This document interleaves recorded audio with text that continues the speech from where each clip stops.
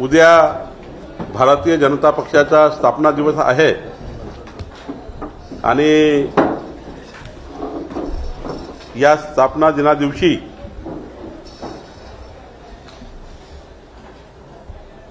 केंद्रीय भाजप कार्यालयातनं आमचे राष्ट्रीय अध्यक्ष जगत प्रसाद नड्डाजी हे झेंडावंदन करून आणि माननीय विश्वगौरव युगपुरुष नरेंद्र मोदीजी यांचं मार्गदर्शन होऊन या कार्यक्रमाची केंद्रीय कार्यालयातनं पक्ष स्थापनेच्या दिवसाची संपूर्ण देशामध्ये आणि महाराष्ट्रातल्या संपूर्ण बूथवर विविध कार्यक्रमाचे आयोजन भारतीय जनता पक्षाने केले आहे। माननीय जगत प्रसाद नड्डाजी माननीय मोदीजींचं उद्बोधन संपल्यावर साधारण प्रत्येक तालुका स्तरावर, जिल्हा स्तरावर, बूथ स्तरावर वेगवेगळे कार्यक्रम त्या स्तरावर पक्षाने आयोजित केले आहे।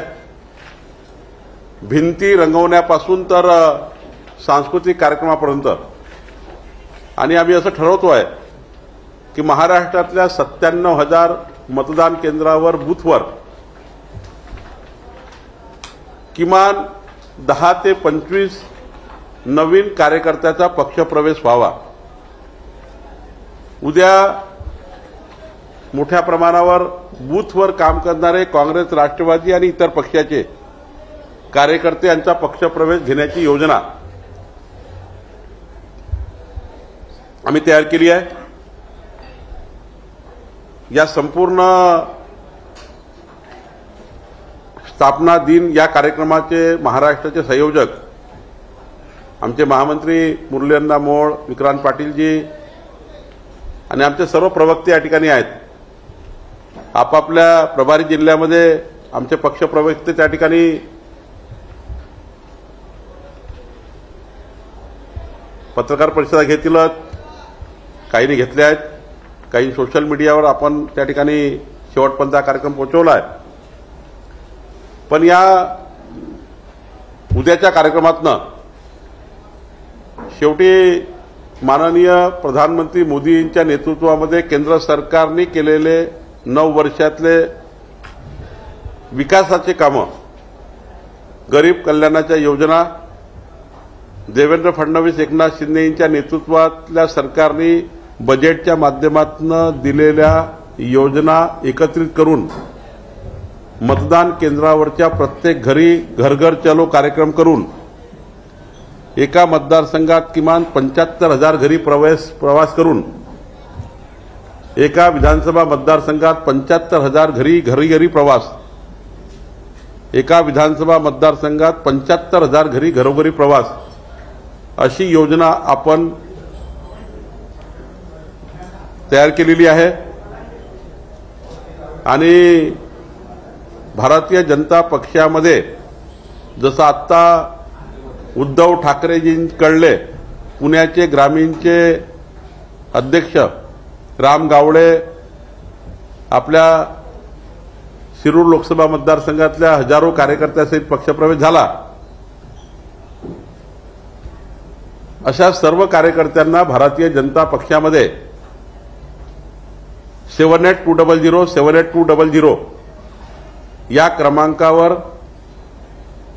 7820078200 या क्रमांकावर 3 कोटी नागरिकांना भारतीय जनता पक्षाशी जोडण्याचा एक कार्यक्रम आम्ही तयार केला। 75,000 घरी जाणे एका विधानसभेत आणि 78,278,200 क्रमांकावर जोडणे म्हणजे भारतीय जनता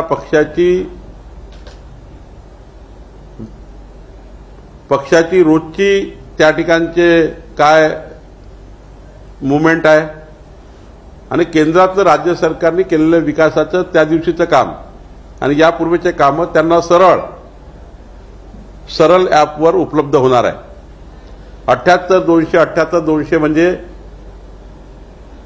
नोंदणी करणे आणि सरळ ॲपमध्ये तो सरळ त्याच्याकडे ॲप डाउनलोड होईल मोबाईलमध्ये आणि त्या ॲपमध्ये मग रोज नोटिफिकेशन येईल. त्या नोटिफिकेशनमध्ये आज काय पॉझिटिव्ह कंटेंट्स आहे, आज काय पॉझिटिव्ह जनतेकरता केंद्र सरकारने केलं आहे, राज्यातल्या सरकारने सुद्धा काय जोडलं आहे, हे सुद्धा त्या सरळ ॲपवर प्रत्येक जनतेला उपलब्ध करून देता येईल. आणि म्हणून या कार्यक्रमामध्ये 3 कोटी लोकांपर्यंत पोहोचणे पुढच्या 6 एप्रिल 2024 पर्यंत. शेवटी 3 कोटी लोकांसोबत आमचा प्रवासाची योजना आम्ही तयार केली. आमचे सर्व खासदार, आमचे सर्व आमदार, परिषद आणि राज्यसभेचे सदस्य, भारतीय जनता पार्टीचे राज्यातले 700 पदाधिकारी जे राज्य लेवलला काम करतात, प्रवक्त्यासहित सर्व राज्य लेवलला काम करणारे आणि बूथवर काम करणारा आमचा बूथ प्रमुख आणि 11 लोकांची समिती बूथवरची, म्हणजे आपण 11 लोकांची समिती प्रत्येक बूथवर करतो आहे. 97,000 बूथवर आणि त्यांना 7800 78200 वर रजिस्टर करतो आहे, डेटा एंट्री करतो आहे आणि मग त्यांना आम्ही आपल्या पक्षामध्ये जे काही पुढची आपली त्या ठिकाणी या देशाकरता, या राष्ट्राकरता, महाराष्ट्राकरता काय त्या ठिकाणी आपलं योगदान असेल हे सुद्धा आपण त्या ठिकाणी घेणार आहोत. यावर्षीचा स्थापना दिनाचा कार्यक्रम म्हणजेच 51% लढाई जरी झाली, शेवटी लोकशाहीमध्ये निवडणुका येणार, 5 वर्षांनी लोकसभा येणार, विधानसभा येणार, जिल्हा परिषद पंचायत समिती येणार. महाविकास आघाडीच्या नेत्यांनी जो समाज कन्फ्यूज केला आहे, मुस्लिम समाज असो, मागासवर्गीय समाज असो, भारतीय जनता पार्टीबद्दल कटुता निर्माण केली आहे, त्या समाजाला कन्व्हिन्स करून त्या सर्व समाजाला, त्या सर्व घटकाला, समाजाच्या शेवटच्या व्यक्तीला भारतीय जनता पार्टीला मध्ये जोडण्याकरता 3 कोटी लोकांना आम्ही या ठिकाणी योजना तयार केलेली आहे. महाविजय 2024चा हा भाग आहे. महाविजय 2024 मध्ये आम्हाला विश्वास आहे की मोदीजीच्या केंद्र सरकारच्या, राज्याच्या एकनाथजी देवेंद्रजीच्या सरकारच्या या दोन्ही कामातनं आम्ही 3 कोटी लोकांना जोडू आणि स्थापना दिनानिमित्त आम्ही संकल्प करू की 51% जी आमची विजयाची घोडदौड आहे ती आम्ही करण्याचा प्रयत्न करू. शेवटी मी मगाही सांगितलं, जनतेचा कौल हा सर्वांनाच मान्य असतो, पण आम्ही मात्र 3 कोटी लोकांपर्यंत, घरांपर्यंत पोहोचवण्याकरता प्रयत्न करणार आहोत. आणि मोठ्या प्रमाणावर पक्षप्रवेशही उद्या होणार, यानंतरही होणार आहे. प्रत्येक मंगळवार हा पक्षप्रवेशाचा महत्त्वाचा दिवस राहणार आहे. प्रत्येक मंगळवारी आपल्याला पक्षप्रवेश दिसणारच आहे. आता कधी कधी आपण छोटे म्हणतो, पण छोट्याही कार्यकर्त्यामध्ये खूप धमक असतं. छोटे आणि जे मोठ्या प्रमाणावर तुम्हाला पुढच्या काळात 2024 पर्यंत हा स्थापना दिवसाचा संकल्पच आहे 6 एप्रिलचा.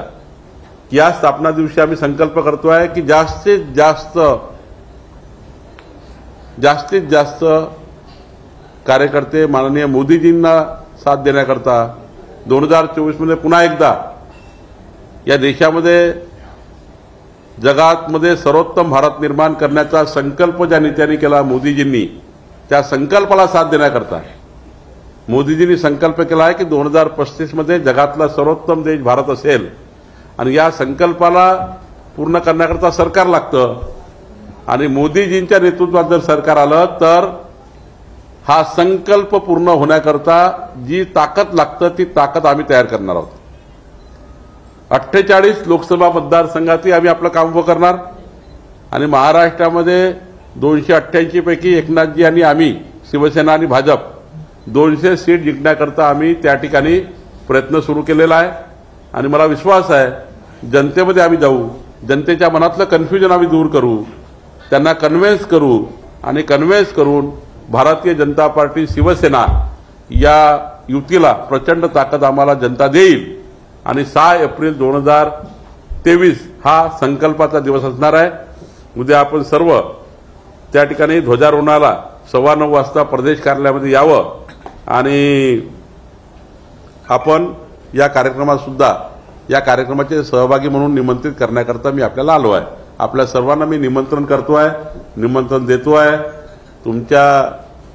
तुम्ही 9:15 वाजता बरोबर यावं, आपण सोबत ध्वजारोहण करू आणि मोदीजींचं संबोधन ऐकू, माननीय नड्डाजींचं संबोधन ऐकू आणि पुढं मग या स्थापना दिवसाला कार्यक्रमाच्या काही भिंती रंगवायच्या आहे, काही अजून कार्यक्रम ठेवले आहेत, त्या कार्यक्रमात सुद्धा आपण सर्वांनी आपण साक्षी बनावं अशी विनंती आहे। विधानसभा निहाय, लोकसभा निहाय सर्व पक्षप्रवेश येणाऱ्या काळातले इतर कुठेही नव्हता, मुंबई फक्त मंगळवारी होत राहतील।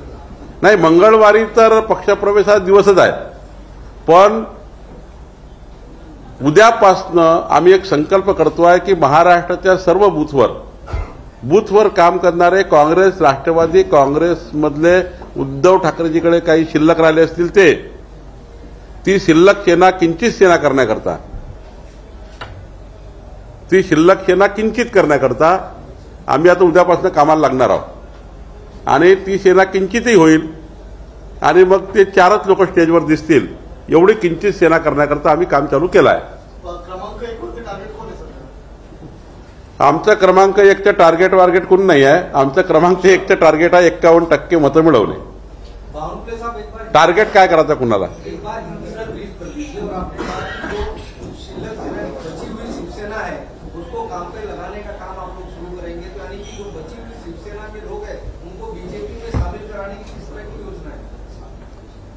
देखिए, कल भारतीय जनता पार्टी का स्थापना दिन है 6 अप्रैल। कल 9:15 बजे झंडा वंदन होगा पूरे देश में, सभी बूथों पे, सभी जगह। हमारे केंद्रीय अध्यक्ष जेपी नड्डा जी, हमारे प्रधानमंत्री नरेंद्र मोदी जी केंद्रीय कार्यालय से झंडा वंदन करके हमारे सारे बूथ तक काम करने वाले कार्यकर्ताओं के साथ बातचीत करेंगे। सभी हमारे विधायक, सभी मंत्री, सभी महाराष्ट्र के 700 पदाधिकारी, एमएलए, एमपी, हमारे राज्यसभा के सारे सांसद, विधान परिषद के मेंबर, हमारे जिला मंडल के पदाधिकारी, तालुका मंडल के पदाधिकारी, बूथ मंडल के पदाधिकारी, सभी पदाधिकारी, जो हमारे पास 35 लाख कार्यकर्ताओं का डेटा अभी है, वो सारे 35 लाख कार्यकर्ता माननीय मोदी जी को सुनेंगे, माननीय नड्डा जी को सुनेंगे। और हम लोग ये प्रयास कर रहे हैं, महाराष्ट्र में एकनाथ जी, देवेंद्र जी के सरकार है, महाराष्ट्र में केंद्र की मोदी जी की सरकार है, दोनों सरकार का, डबल इंजन सरकार का जो काम है, हम एक काम 75,000 घरों में, हर विधानसभा में 75,000 घरों में प्रवास करके महाविजय 2024 का संकल्प करके हम ये काम घर घर तक जाएंगे। धन्यवाद मोदी जी के अभियान के माध्यम से भी हम कुछ काम करेंगे, हम फ्रेंड्स ऑफ बीजेपी के अभियान से भी कुछ काम करेंगे, हम नए मतदाताओं के पास भी जाएंगे, उनका एनरोलमेंट भी करेंगे। कुल मिला के 78,200 ये नंबर डायल करके मतदाताओं को, कार्यकर्ताओं को हम जोड़ेंगे। 3 करोड़ कार्यकर्ताओं को, नागरिकों को जोड़ना है। इसके साथ हम वो सरल ऐप में जब जुड़ जाएंगे 78,200 करने के बाद, तो वो सरल ऐप पे आज क्या पॉजिटिव कंटेंट्स है, देश में आज क्या नया रिफॉर्म हुआ है, मोदी जी ने क्या नई योजना आज लाई है, केंद्र सरकार ने क्या बेनिफिट आज दिया हुआ है, राज्य सरकार का भी क्या उसमें भागीदारी है, ये सभी सरल ऐप पर जाकर सीधा लोग माननीय मोदी जी से, केंद्र सरकार से, भारतीय जनता पार्टी से जुड़ सकते हैं और घर बैठे भारतीय जनता पार्टी को फॉलो कर सकते हैं। ये अभियान चला रहे हैं। हम हर बूथ के ऊपर कांग्रेस, राष्ट्रवादी कांग्रेस, उद्धव ठाकरे जी जैसे आज राम गावड़े जी है, पलांडे जी है, आज जैसे 700 कार्यकर्ताओं ने पार्टी प्रवेश लिया, उन्होंने भी 78-200 जोड़ा है। मैंने उनका 78-200 में उनको जोड़ लिया, तो आज वो भी जुड़ गए। ऐसे हम वो शिल्लक सेना जो रही है, अभी शिल्लक सेना बची है उद्धव ठाकरे जी की, उनको किंचित सेना करेंगे, उनको किंचित किंचित करके लाएंगे, बहुत किंचित करेंगे उनको, क्योंकि उनके सारे विचार छोड़ दिए उन्होंने करके। भारतीय जनता पार्टी में लोग आ रहे हैं, और इतने लोग आ रहे हैं कि मुझे पार्टी प्रवेश करने के लिए 4-4 घंटे खड़ा रहना पड़ रहा है। तो इतना काम बढ़ गया है, इतने पार्टी प्रवेश हो रहे हैं, इतने अभी भी मुझे 1 घंटा और पार्टी प्रवेश के लिए खड़ा रहना है उधर। तो ये किंचित सेना हो रही है। तो हर गांव में, हर गली में जाकर हम 75,000 घरों को जोड़ना चाहते हैं, 3 करोड़ लोगों को जोड़ना चाहते हैं, और 2024 में 48 सीटों पे भी हम काम करेंगे, 288 सीटों पे भी काम करेंगे। एकनाथ जी, देवेंद्र जी के समन्वय से, मोदी जी के नेतृत्व में हम पूरा चुनाव हम जीतेंगे। महाराष्ट्र में 200 प्लस करेंगे विधानसभा।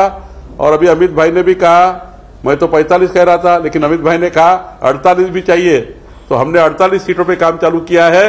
निश्चित रूप से हम जब 3 करोड़ लोगों के पास जाना चाहते हैं, हम सब लोग मिलके एक नया महाविजय 2024 का हम संकल्प करना चाहते हैं, और कल इसकी शुरुआत हो रही है। आने वाले 6 अप्रैल 2024 तक 3 करोड़ घर में भारतीय जनता पार्टी जाएगी, ये संकल्प हम यहाँ करते हैं।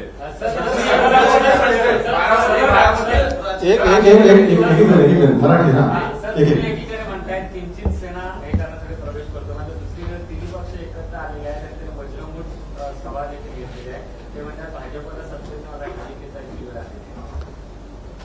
नाही, वज्रमूठ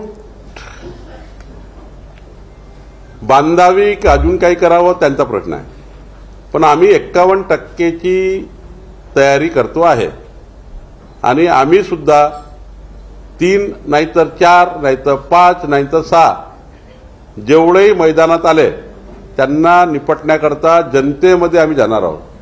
आम्ही केंद्र सरकारचे, मोदींच्या नेतृत्वातले कामं, देवेंद्रजी एकनाथच्या सरकारमधले कामं, पॉझिटिव्ह काम, निगेटिव्ह मेंटॅलिटी नाही, आम्ही कन्व्हिन्स करू जनतेला.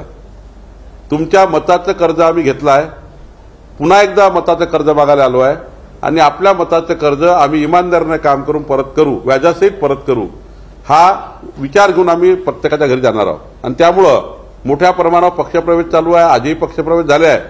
आणि नक्की मी तुम्हाला सांगतो, जे हिंदुत्ववादी विचारापासून दूर गेलेली उद्धव ठाकरेंची जी शिल्लक सेना आहे, ते किंचित सेना झाल्याशिवाय राहणार नाही.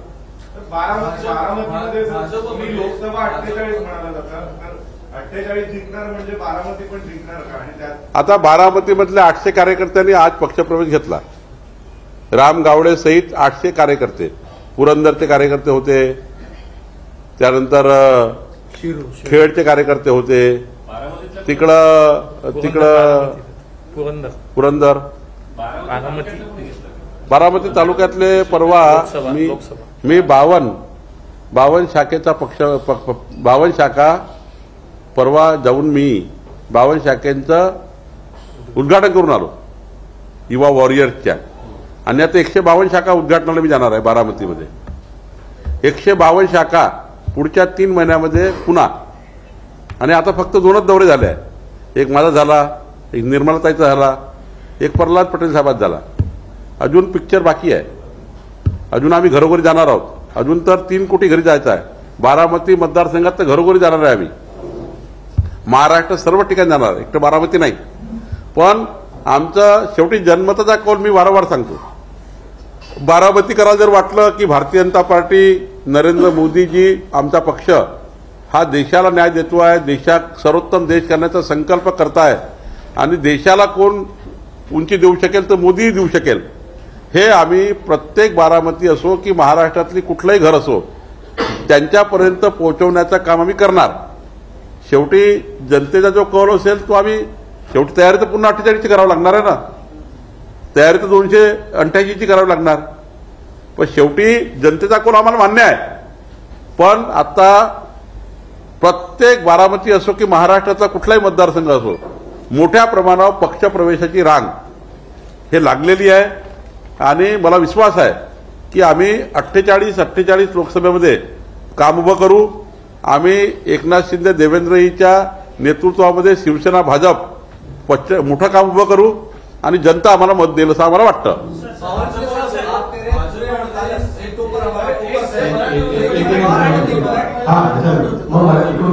भाजपमध्ये देवेंद्रजींच्या विरोधातच गट तयार होता असा आरोप ठाकरे गटातले काही नेते करतात. तुम्ही प्रदेशाध्यक्षात काय किंमत करताय? देवेंद्रजी भारतीय जनता पार्टीचे एकमेव नेते महाराष्ट्रामध्ये आहेत. अष्टपैलू कर्तृत्वाचा धनी नेता आहे. त्यांच्या कर्तृत्व हे 13 कोटी जनतेने मान्य केलं आहे. त्यांच्या नेतृत्वाला मान्यता मिळाली आहे 2019 मध्ये. आणि आमच्या पक्षामध्ये कधीही गटातटाचं राजकारण कुणीही करत नाही, होतही नाही. आणि विरोधकाला रात्री 1:30 वाजताचं गाढ झोपेतलं स्वप्न दिसत आहे. गाढ झोपेत जसं स्वप्न दिसतं ना तसं त्यांना स्वप्न दिसत आहे. आमच्या पक्षामध्ये देवेंद्रजी आणि देवेंद्रजीच एक नेते आहेत. दुसरं काही एस्टुजत नाही आहे महाराष्ट्रामध्ये. आणि काही गटतट नाही आहे. एकच गट आहे भारतीय जनता पार्टी. उद्धव ठाकरे अगदी टोकाची भूमिका घेत आहेत. त्यामुळे भविष्यात युतीची दारं पूर्णपणे बंद असं समजायचं का? कारण त्या पद्धतीनं विश्वासघात करणाऱ्या लोकांना भारतीय जनता पार्टीत काही स्थान नाही. मनसेचे आमदार पाटील म्हणतात की ज्या पद्धतीने हे सगळं चालू आहे, फडतूस आणि काटतूस हे सगळं राजकारण सोडून महागाईच्या विरोधात बोलावं. नाही, आम्ही म्हटलं ना, मी संजय राऊत साहेबांना मागच्या 8 दिवसापूर्वी आवाहन केलं की सकाळचा भोंगा बंद करा आणि भोंगा बंद करून त्या भोंग्यामध्ये बोलायचं असेल तुम्हाला तर काय बोला की राज्यातलं देवेंद्रजी एकनाथच्या सरकारने आज विदर्भाकरता हे करावं, पश्चिम महाराष्ट्राकरता हे करावं, मुंबईमध्ये हे घडलं आहे. सरकारला विरोधी पक्ष म्हणून तुम्ही विधायक सूचना, विधायक कामं, विधायक त्या ठिकाणी आपल्या मागणी, विरोधी पक्षाची आपला संस्कार काय महाराष्ट्राचे विरोधी पक्षांनी मी बघितले संस्कार. मी सुद्धा 15 वर्ष होतो. 2014 ते 2019 पर्यंत महाराष्ट्राला ही कीड लागली नव्हती. महाराष्ट्राला संस्कारमय महाराष्ट्र होता. विरोधी पक्ष आणि सत्ताधारी पक्ष एकत्र म्हणून काम करायचो आपण. पण ही केळी केव्हापासून लागली? हा भोंगा सुरू झाल्यापासून. आता ह्या भोंग्यात काय आहे तर सकाळीपासून वातावरण बिघडवतात. आता आमचं म्हणणं काय आहे, तुम्ही हे बंद करा. सरकारकडनं माफक अपेक्षा करा. सरकारला कळवा, होय सरकारचं लक्ष काही सर्वीकडे नसतं. सरकार काही 10 डोळ्याचं नाही आहे. पण ज्या ठिकाणी तुम्हाला वाटतं की विदर्भात हे झालं पाहिजे, पश्चिम महाराष्ट्र हे झालं पाहिजे, शेतकऱ्याला हा न्याय मिळाला पाहिजे, शेतमजुराला हा न्याय मिळाला पाहिजे, विकासाचा अजेंडा घेऊन जर विरोधी पक्ष आला असेल तर सत्ताधारी पक्षानं सुद्धा अपोजिशन पार्टीच्या म्हणण्यावर सत्ता पक्षांनी तातडीनं त्याची दखल घेतली पाहिजे. हा महाराष्ट्राचा अजेंडा असला पाहिजे. याला हेच आम्ही मागणी केली होती. पण मी जेव्हा बोललो तेव्हा दुसऱ्या दिवशी काय बोलले संजय राऊत, बावनकुळेंनी आम्हाला शिकवू नये काय बोलावं. आता त्यांनी ठरवलंच आहे सकाळपासून या महाराष्ट्रामध्ये काहीतरी बोलायचं, कुणावर व्यक्तिगत टीका टिप्पणी करायची, महाराष्ट्राचं सामाजिक वातावरण बिघडायचं, महाराष्ट्रामध्ये वाईट परिस्थिती निर्माण करायची, विकासाचा महाराष्ट्राचा अजेंडा घेऊन भलतेच विषय चालवायचे. हा रात्रभर नरेटिव्ह शॉट होतो. ते सकाळी बोलतात आणि दिवसभर तेच चालतं मीडियामध्ये. माझं म्हणणं असं आहे की जनतेकरता काय, लोकांकरता काय, याकरता सत्ताधारी आणि विरोधी पक्ष एकत्र येऊन निवडणुकीच्या वेळी भांडू ना आपण. तुम्ही लोकांत जा, आम्ही जाऊ. जसं आम्ही जाऊ 3 कोटी लोकांमध्ये आम्ही जातो आहे, तेही जातील, तेही मोठ्या मोठ्या सभा घेतील. घ्या ना. तर सभेमध्ये काय सुरू राहतं, सभेमध्ये येतात राजा महाराजासारखे येतात, बाकी विचार त्यांचे दोस्त भाई तोंडाच्या वाफा फेकून बसले राहतात. एक येतो नेता कोणी, ते मोठी खुर्ची घेतो आपली लाल खुर्चीवर राजेशाही, आणि मग ते तिथून मग महाराष्ट्र जनतेला संबोधित करणार आणि बोलणार काय, काय बोलणार. कधी म्हटलं शेतकऱ्याकरता हे करा, शेतमजुराकरता हे करा, महिलांकरता हे योजना केली पाहिजे, काही बोलतं का. त्या अजेंडा का त्या बैठकीचा, सत्तेची जी खुर्ची होती ती गेल्यामुळं, अस्वस्थ झाल्यामुळं आता रात्री स्वप्नात सुद्धा मुख्यमंत्री झाल्याचे स्वप्न दिसतात. त्यामुळं बावचळलेल्या परिस्थितीत केलेले भाषण आहे आणि त्यामुळं महाराष्ट्राचं सामाजिक वातावरण बिघडत आहे. मी तुमच्या माध्यमातून पुन्हा विनंती करतो पुन्हा एकदा की महाराष्ट्राचं सामाजिक सांस्कृतिक वातावरण बिघडवू नका. विरोधी पक्ष म्हणून तुम्ही जे तुमच्या बाजूने तुमचा अधिकार आहे तो पूर्ण वापरा. सरकारला तुम्हाला जेवढं धाराव धरात धरा, पण व्यक्तिगत स्वरूपाचे संपूर्ण टीकाटिप्पणी या महाराष्ट्रात बंद करा. तुम्ही बंद केली इकडेही बंद होईल, तुम्ही सुरू केली इकडली सुरू होईल. तर तुम्ही आत्ताही आमची विनंती मान्य करावी त्यांनी की त्यांनी आता ते टीकाटिप्पणीचं व्यक्तिगत स्वरूपाचं एकामेकाला त्या ठिकाणी पाण्यात पाण्याचं निवडणुकीत बघा. तुम्ही निवडणुकीत काय होईल ते होईल, जनता न्याय देईल ना. जनता ज्याचं चांगलं असेल ते करेल. पण तुम्ही जे वातावरण खराब करताय महाराष्ट्राचं, काल उद्धव ठाकरे बोलले नसते देवेंद्रजी बद्दल व्यक्तिगत, काही देवेंद्रजी त्यांना बोलले का? अरे बाबा मी साक्षी आहे. 5 वर्ष देवेंद्रजी मुख्यमंत्री असताना उद्धव ठाकरेचा जेवढा लाळ पुरवला ना देवेंद्रजींनी, उद्धव ठाकरेचा जेवढा लाळ पुरवला, भारतीय जनता पार्टीच्या कार्यकर्त्याच्या साऱ्या प्रायोरिटी बाजूला सोडल्या देवेंद्रजींनी. पण उद्धवजीची आणि शिवसेना त्या काळातली प्रत्येक प्रायोरिटी माननीय देवेंद्र फडणवीसांनी मान्य केली. त्यांचा चांगुलपणा आहे, त्यांचे संस्कार आहेत ते. आणि तुम्ही आता ज्यांनी भावासारखं तुम्हाला प्रेम दिलं, भावासारखं तुमच्यासोबत ते राहिले, तुमच्या एका एका फोनवर एक एक निर्णय करून दिले, तुम्हाला कधी वर्षाभरला याची गरज पडली नाही, मातोश्रीवरच जाऊन तुमचे कामं करून दिले, इतका सन्मान महाराष्ट्रात तुम्हाला दिला. मी त्याचा साक्षी आहे. आणि तुम्ही कसे बोलताय, कसे वागताय, काय करताय तुम्ही? इतके तुम्ही बेईमान झाले का? इतके तुम्ही त्या ठिकाणी मुख्यमंत्र्यांची खुर्ची बेईमानीने घेतलेली, गेल्यावर इतके तुमचं तीळपापड झाला का? सत्ता येईल सत्ता जाईल, पण एवढी बेईमानी, एवढी बेईमानी. आणि त्यामुळं बंद करा. त्यांनी बंद केलं तर महाराष्ट्राचं वातावरण शांत होईल. चालू ते करतात आहे म्हणून प्रॉब्लेम आहे. सर, एनसीईआरटीने काही इतिहास आणि राज्यशास्त्राच्या पुस्तकांमध्ये बदल केलेला आहे. 6वी पासून 12वी पर्यंतची इतिहास आणि राज्यशास्त्राची पुस्तकं आहे त्यांच्यामधून आता गुजरात दंगलीची जी प्रकरणे आहेत ती वगळण्यात आलेली आहेत. याशिवाय तुराम गोडसेने जी गांधीजींची हत्या केली होती आणि त्यांचा उल्लेख जो केला होता की ते काही हिंदू आणि कट्टरपंथीय वर्तमानपत्राचे संपादक होते, तोही उल्लेख काढलेला आहे. कशासाठी नेमकी ही प्रकरणं वगळण्याची कारण तुम्हाला काय? नाही, काही लोकांनी निगेटिव्ह इतिहास तयार करून जनतेमध्ये कन्फ्युजनचं वातावरण तयार केलं. खरा इतिहास काही वेगळाच. अनेक मी काही याच विषयावर नाही बोलत, अनेक उदाहरणे या देशामध्ये असे आहेत की जे खरे वेगळे आहेत आणि मांडले वेगळे. आता काही उल्लेख जे असे असतात जे जाणीवपूर्वक समाजात तेढ निर्माण करणे, धर्माधर्मात तेढ निर्माण करणे, जाणीवपूर्वक असे उल्लेख लिहून इतिहास त्या ठिकाणी, मी कोणावर आरोप करत नाही आहे, ज्यांनी लिहिलं असेल त्यांनी कोणत्या आधारावर लिहिलं मला माहिती नाही. पण आता देशाला किंवा 21व्या शतकात जाताना पॉझिटिव्ह कंटेंटची गरज आहे. निगेटिव्ह कंटेंट तयार करून महाराष्ट्राचं देशाचं सामाजिक वातावरण बिघडवणे.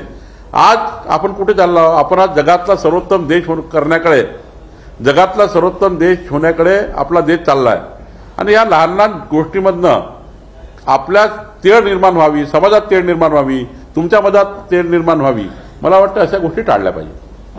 साहब, हिंदी में एक सवाल का जवाब चाहिए. आपने कहा पूरा का पूरा लोकसभा की 48 सीटों पर आप लोगों का फोकस है, लेकिन मुख्य तौर पर आप लोगों का फोकस बारामती की सीट पर है. उसके लिए बाकायदा एक टीम तैयार की गई है.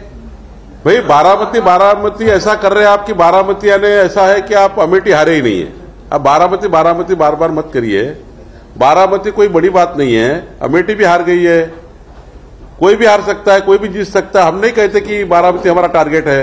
हम ये कह रहे हैं कि हम 48 सीटों पे भारतीय जनता पार्टी शिवसेना मिलके हम ऐसी ताकत में तैयार करेंगे कि जनता के पास जाएंगे, हम जनता को कन्विंस करेंगे. मोदी जी ने 9 साल में 10 साल में किया हुआ काम, देवेंद्र जी एकनाथ जी के सरकार का काम, ये काम को हम जनता के बीच में जाएंगे. मुझे विश्वास है कि जब डबल इंजन के सरकार का काम जनता सुनेगी, उसका लाभ लेगी. आज 1 रुपये में पीक युवा योजना मिलेगी सबको. अगर इस साल में पीक युवा योजना मिल गई 1 रुपये में, क्या जनता हमको नहीं चाहेंगी? क्या जनता को मोदी जी के साथ हमने अगर 12,000 रुपये जोड़ दिए, क्या जनता हमारे साथ नहीं रहेगी? क्या हमने 50% महिलाओं को एसटी में जोड़ दिया है, आधा टिकट कर दिया, तो महिलाएं हमारे साथ नहीं आएगी, तो हमारे साथ सब लोग आएंगे। हमने सारे समाजों के लिए, सारे लोगों के लिए माननीय देवेंद्र जी ने जिस प्रकार से एकनाथ जी ने बजट रखा है, अब तो 2000 देखिए आप उस दिन के बाद जब माननीय देवेंद्र जी बजट रख रहे थे, उस दिन अपोजिशन पार्टी छोटे छोटे चेहरे बना कर चुकी थी, इतना सा चेहरा हो गया था अपोजिशन पार्टी का। अब 24-25 बाकी है, अभी और 23-24 आया है, 24-25 बाकी है। अब 24-25 का जब बजट आएगा, मोदी जी के 1 साल के और काम हो जाएंगे, तो मैं बोलता हूं कि बारामती रहे कि रामटेक रहे, नागपुर रहे कि पुणे रहे, हम 48 सीटों के ऊपर भी भारतीय जनता पार्टी शिवसेना युति में पूरी ताकत से लड़ेंगे, और जनता जो भी फैसला करेगी आखिरी जनता है।